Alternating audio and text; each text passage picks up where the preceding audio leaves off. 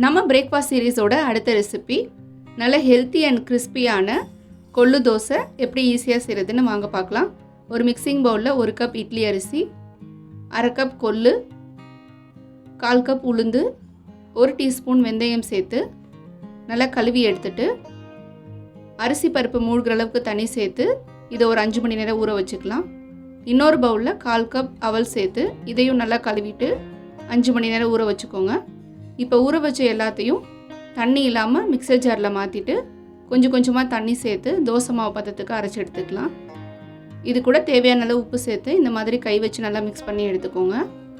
இதை 8 மணி நேரம் இல்லைனா ஓவர் நைட் வச்சு எடுத்திங்கன்னா இந்த அளவுக்கு நல்லா மாவு பொங்கி வந்துடும். நல்லா மிக்ஸ் பண்ணிவிட்டு தோசை ஊற்றி எடுத்தால் நல்லா கிறிஸ்பியான மொறுமொறுன்னு கொள்ளு தோசை ரெடி. ட்ரை பண்ணி பாருங்கள். மோர் ரெசிபீஸ்க்கு சேனலை சப்ஸ்கிரைப் பண்ணிவிட்டு வீடியோவை லைக் பண்ணுங்கள்.